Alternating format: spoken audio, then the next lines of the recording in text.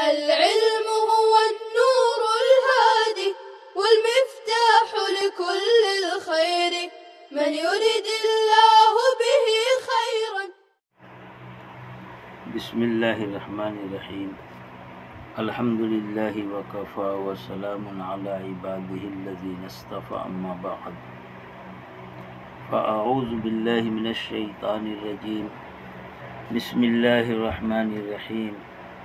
من أجل ذلك كتبنا على بني إسرائيل أنه من قتل نفسا بغير نفس أو فساد في الأرض فكأنما قتل الناس جميعا ومن أحياها فكأنما أحيا الناس جميعا إلى آخر الآية. صدق اللہ العلی العظیم. عزیز طلبہ، ماقبل میں قابیل کے قتل والے جرم کا واقعہ آیا تھا. وہیں سے قتل کی بنیاد پڑی. اب آئندہ قیامت تک جتنے بھی قتل ہوں گے سب کا وبال قتل کے اس بانی قابیل پر آوے گا.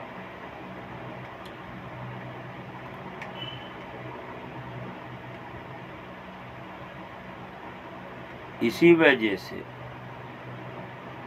کہ قابیل نے یہ قتل کا جرم کیا تو آئندہ اس بنیاد سے قتل کا سلسلہ نہ چل پڑے، اس کے روک تھام کے لیے بنو اسرائیل کے یہاں قصاص کا قانون لگا دیا گیا کہ جو بلا وجہ کسی کو قتل کرے تو گویا اس نے تمام لوگوں کو قتل کر دیا. لہذا روک تھام کے لیے اس قاتل کو قصاصاً قتل کیا جائے، اور جس نے جان کی حفاظت کی، زندہ چھوڑا، قتل سے رکا، گویا اس نے تمام لوگوں کو زندہ کیا. مطلب یہ ہے کہ جو برا طریقہ رائج کرے گا تو اس کا سلسلہ چل پڑے گا. قیامت تک جتنی بھی برائیاں ہوں گی ان سب کا وبال اس برے طریقے کے رائج کرنے والے پر، اور جس نے اچھا طریقہ رائج کیا اس کا فائدہ، اس کا اجر ثواب اس اچھے طریقہ رائج کرنے والے کے لیے مختص ہوگا. قرآن عجیب انداز سے کرائم اور جرائم کے روک تھام کے لیے اتنی وضاحت کے ساتھ بیان فرماتا کہ جس نے ایک جان ماری، بلا وجہ ایک جان کو قتل کیا، گویا تمام لوگوں کو قتل کیا.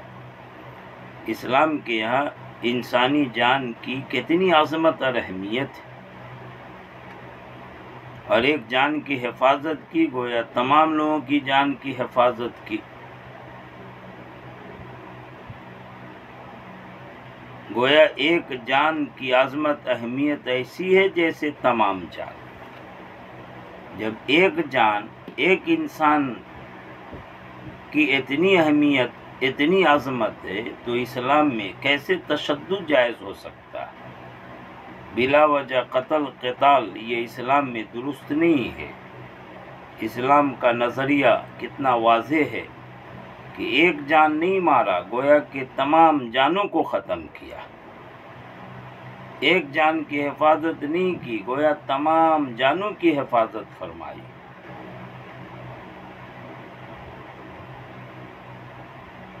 اس لیے کہ اگر ایک قتل کو ایسی معمولی سمجھ لیا جائے تو پھر آگے جانوں کی کوئی اہمیت باقی نہیں رہے گی. انسان کیڑے مکوڑوں کی طرح ہو جائیں گے، اور پھر دوسرے کو، پھر تیسرے کو، پھر اس کے بعد قتل ہوتا رہے گا اور اس کا کوئی احساس تک کا باقی نہیں رہے گا. اور ایک جان کی عظمت اور اہمیت کو ملحوظ نہ رکھا جائے تو نتیجہ یہ ہوگا کہ کسی نے ایک جان کی حفاظت کی، اب اس کی کوئی اہمیت ہی نہیں رہی، تو دوسری جان کی حفاظت کی کوئی پرواہ بھی نہیں کر پائے گا. نسل انسانی کی سلامتی اور بقا کے لیے اسلام جو نظریہ پیش کرتا ہے، اس کے لیے جو قانون بناتا ہے، اس کی مثال کہیں نہیں مل سکتی ہے. فرماتے من اجل ذالک، اسی وجہ سے یعنی الذی فعلہ قابل، جو کام کے قابل نے کیا تھا، قتل کا جرم جو قابل نے انجام دیا، اسی وجہ سے کتبنا علی بنی اسرائیل، ذالکہ کا مشان لے الذی فعلہ قابل ہے جو مصنف نے نکالا، اسی وجہ سے یعنی اس فعل کی وجہ سے جو قابل نے کیا، ہم نے لکھ دیا بنی اسرائیل پر. کتب کے لیے اعلیٰ کا صلہ ہے یعنی فرض کر دیا، ان کے لیے قانون بنا دیا کہ قابل نے جو جرم کیا، جو فساد مچایا، اس وجہ سے اب بنی اسرائیل کے لیے قانون ہم نے لکھ دیا. ہم نے لکھ دیا یعنی فرض کر دیا بنی اسرائیل پر. سوال یہ ہے کہ یہ قانون تو تمام ملت میں ہے، دین اسلام میں بھی، تو بنی اسرائیل یہودیوں کو خاص کر کیوں یہاں پر بیان کر دیا؟ اس کا جواب یہ ہے کہ یہودیوں کا ذکر خاص کر کے اس لیے ہوا کہ وہ لوگ اس بات کو جانتے تھے اور اس کے باوجود وہ قتل کا جرم کیا کرتے تھے. اتنی نہیں، انبیاء اور اولیاء کے قتل کا وہ اقدام کرتے تھے. اندازہ لگائیں کہ ان کے دلوں میں کس طرح قساوت پائی جاتی تھی. تو ان کو عبرت دلانے، ان کو غیرت دلانے اور ان کی قساوت قلبی کو ظاہر کرنے کے لیے یہاں خاص کر کے بنی اسرائیل یہود کا ذکر آ گیا. ہم نے لکھ دیا، فرض کر دیا بنی اسرائیل پر، یہودیوں پر، انہو من قتل، انہو میں ہو ضمیر شان ہے تاکید کے لیے کہ یقیناً جس نے ایک جان کو قتل کیا بغیر کسی جان کے بدلے، بغیر نفس قتلہ، ایک تو یہ ہے کہ قصاصاً قتل کیا جائے، جان کے بدلے جان، یہ تو عدل ہے، یہ انصاف ہے. لیکن یہاں جو فساد بتایا جا رہا ہے، جرم قرار دیا جا رہا ہے، اس صورت میں جبکہ بغیر کسی جان کے بدلے جان مار دیا. من قتل نفسا، جس نے ایک جان کو قتل کیا، بغیر نفس، بلا کسی ایسی جان کے قتل جس نے اس کو قتل کیا ہو، او بغیر فساد، یا بلا کسی فساد کے، جو فساد عطا ہو اس تک آیا، فی الارض، روئے زمین میں. ایک تو یہ ہے کہ قتل کی وجہ سے قتل قصاص کے طور پر، یا یہ کہ روئے زمین پر فساد کی وجہ سے قتل، فساد کے روک تھام کے لیے قتل. پھوڑا جسم میں ہو اور اس کا علاج نہ ہو سکے اور وہ بڑھ جائے اور اتنا بڑا زخم ہو جائے کہ اندر اندر رس کر کے ناسور ہو جائے، تو یقیناً اب اس پھوڑے کو کاٹ کے ہٹا دینے کو ادنا عقل والا آدمی بھی ظلم اور زیادتی نہیں کہتا، بلکہ یہاں پر انصاف، بلکہ اس کے ساتھ خیر خواہی کا تقاضا یہ ہوتا ہے کہ پھوڑے کا آپریشن کیا جائے اور جس عظم میں وہ زخم ہے اور ناسور بننے جا رہا ہے اسی کو کاٹ دیا جائے، ورنہ اگر اس پر رحم کریں گے تو پورا جسم اس سے متاثر ہو جائے گا. یہی حال فسادیوں کا. اسلام میں فی نفسی فساد، دہشت، اس کی کوئی گنجائش نہیں. لیکن دہشت کے روک تھام کے لیے، فساد کے روک تھام کے لیے اگر ضرورت پڑے آپریشن کی تو آپریشن کیا جانا چاہیے. اسلام کا حکم ہے، بلکہ عقل کا تقاضا بھی یہی ہے.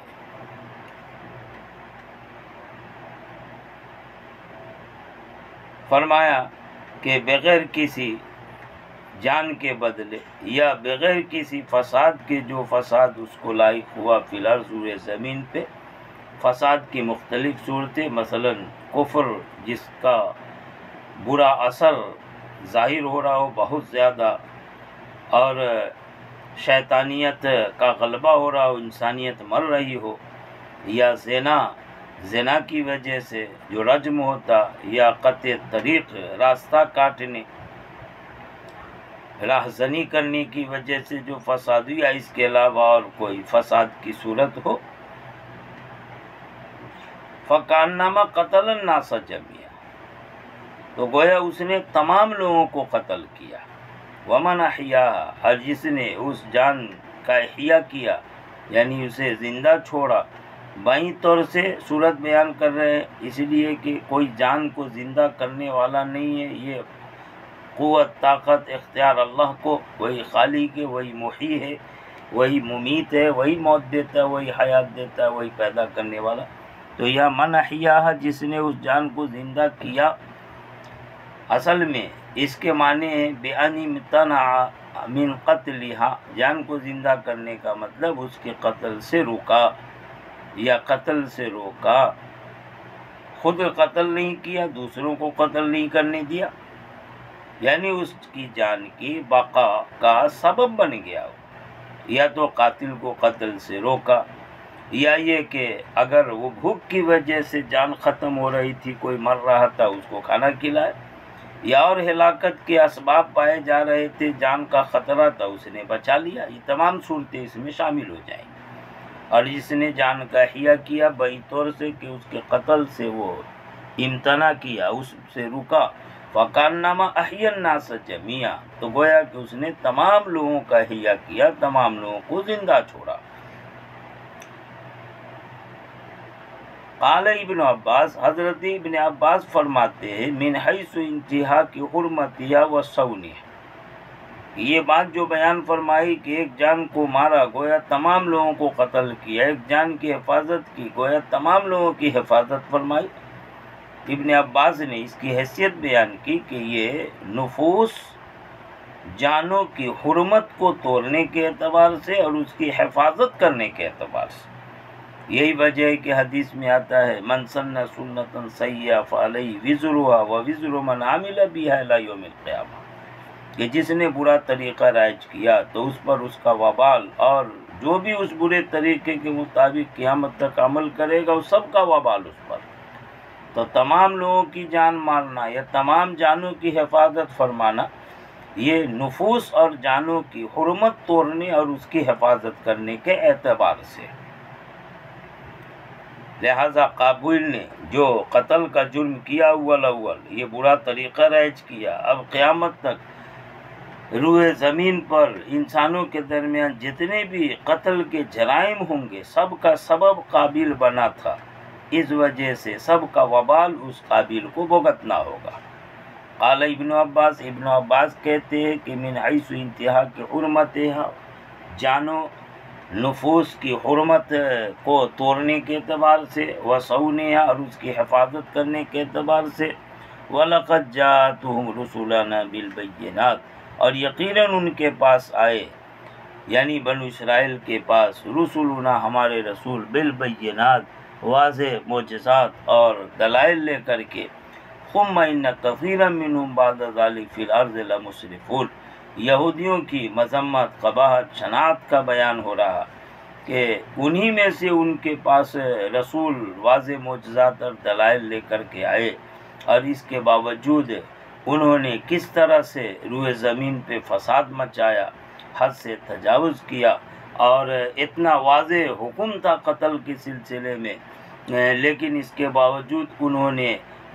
سرکشی کی اور روئے زمین پہ قتل، غارت گری اور فساد کا بازار گرم رکھا۔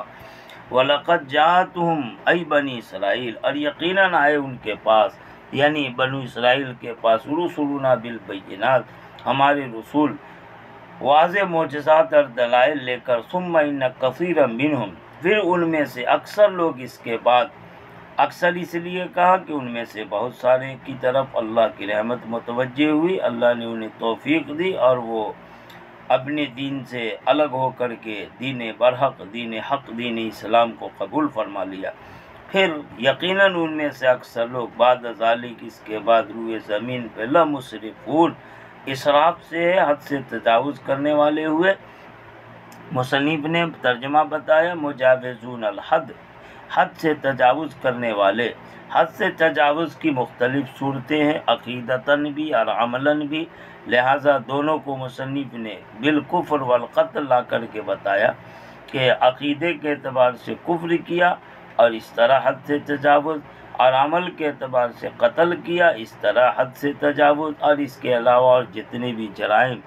اور جتنے بھی مذموم کاموں کا ارتکاب ان لوگوں نے کیا تھا، کہتے ہیں حد سے تجاوز کرنے والے بالکفر والقتل وغیر ذالک، کفر کے ذریعے اور قتل اور اس کے علاوہ اور دوسرے جرائم کا ارتکاب کر کے۔ آگے ایک خاص واقعے کے تعلق سے آیت نازل ہو رہی ہے، لہذا مصنف نے درمیان میں ایک عبارت پیش کی ہے، وَنَزَلَ فِي الْعُرَنِيِّينَ لَمَّا قَدِمُوا الْمَدِينَةَ وَهُمْ مَرْضَىٰ۔ واقعہ کی طرف اشارہ کرتے ہوئے، شان نزول بیان کرتے ہوئے مصنف نے یہ عبارت پیش فرمائی، اور ماقبل کے ساتھ اس سے ایک مناسبت بھی پیدا ہو جاتی ہے کہ ماقبل میں عرنیین کا جو واقعہ ہے، یہ کچھ بدو دیہاتی قسم کے لوگ مدینہ آئے اور انہوں نے احسان کا بدلہ انتہائی کم ظرفی اور کمینگی کے ساتھ دیا کہ اونٹ جس کے پاس حضور نے ان کو بھیجا تھا کہ وہاں جائیں اور اس کا دودھ وغیرہ پئیں، اور یہ بیمار تھے تو اس سے ان کو صحت اور شفا ہوگی، لیکن جب یہ صحت مند ہو گئے تو اونٹ کے چرواہی کو قتل کر دیا اور اونٹ کو لے کر کے بھاگے۔ تو اس طرح قتل کا جرم انہوں نے کیا، اور اس طرح سے بدلے میں قصاصاً انہیں قتل کیا گیا، یہ واقعہ آ رہا ہے، اور ماقبل میں بھی قتل کا واقعہ آ رہا ہے۔ تو قتل کے واقعے کے اعتبار سے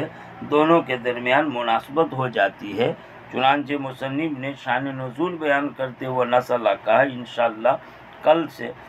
وہ مناسبت اور شان نزول اور آیت کی تفسیر وضاحت سے بیان کی جائے گی۔ آج اتنے پر اکتفا ہو۔ اللہ پاک ہم سب کو ہر طرح کے ظاہری باطنی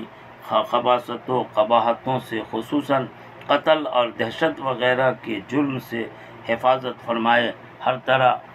امن و امان قائم رکھے اور قائم رکھنے کی ہم سب کو توفیق دے۔ ہمارا اسلام کا نعرہ اس اعتبار سے یہ ہے، جیو اور جینے دو، یعنی خود زندہ رہو عافیت سے اور دوسروں کو بھی عافیت سے زندہ رہنے دو۔ اللہ پاک ہم سب کو اس کی صحیح سمجھ عطا فرمائے۔ وآخر دعوانا ان الحمدللہ رب العالمین۔